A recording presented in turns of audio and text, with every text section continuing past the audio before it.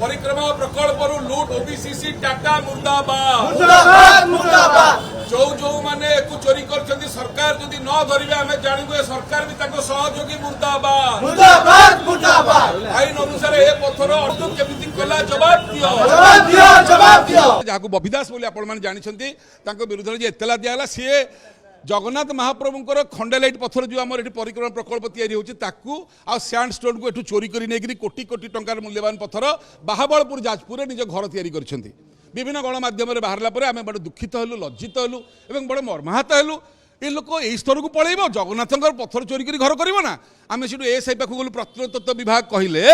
जे सैंडलाइट स्टोन आ sandstone केवल प्रत्नतत्व विभाग व्यवहार करिवो for utilisation in the monuments and temples monument ऐतिह्य और मंदिर केवल लग जापर प्रत्नतत्व विभाग छड़ा व्यवहार करेंगे ना तो तुम घर केमी व्यवहार है प्रकल्प दायित्व में प्रणव प्रकाश दास थे हजार हजार कोटी खर्च हो हजार हजार कोटी लुट होती भिके पांडियान थे टाटा कंपानी थिला ओबीसीसी थिला ठिकादार माने थिले जो मैंने ट्रक रे बोहिकी चामचागिरी करी घरे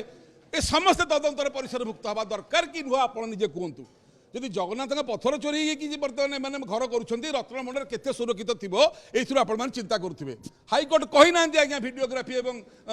यू 3D मैपिंग करने को 5 कोटी टंका बर्तमान गोटे बजेट करके बर्तमान केमती डेरी कर भिडियोग्राफी 3D ए सब बाबद केमती हरिलुट करेंगे से चिंता तेणुक बर्तमान केवल आम जहाँ आपण माध्यम देखुचु से मुंडिया मारिक जीवाटा देखुचु मुंडिया मारिक आसवाटा देखुचु किंतु मुंड कथा तुंडर कि ओडिशावासी किसी कहूना माध्यम गणमाध्यम देखुचु से लम्ब होगी मुंडिया मारिक जाऊँच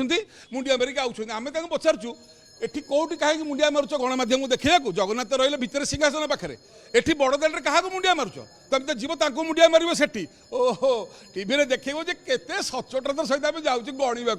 कौन गणुच आगामी दिन में लोक चिंता कर गणुच कि काल गणुच कि माड़ गणुच से आगामी दिन जना पड़ो जय जगन्नाथ बड़ विनम्रतार सहित हाथ जोड़िक आम प्रार्थना करी कहूँ ओडिशावासी को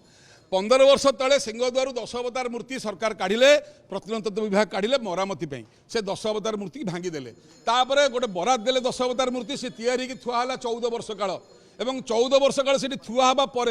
आम से 10 अवतार मूर्ति की झाड़ बुहा धनरू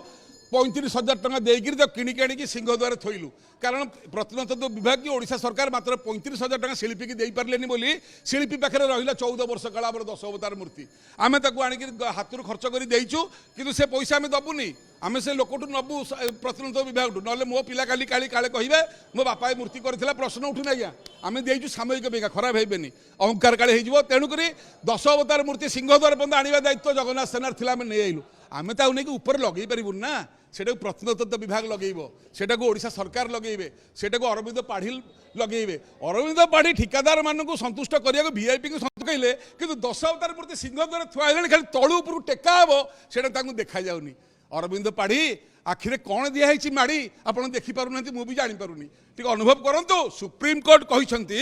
24 घंटिया प्रशासक दरकार एठी अरे से लोक रविंद पाढ़ी से 5टा दायित्व सी सेठा कथा बुझिकी एठू आसो दांड आड़ू बुझे षंड आड़ू आम न्याय पाइबू कौ आड़ू आप जानी जय जगन्नाथ।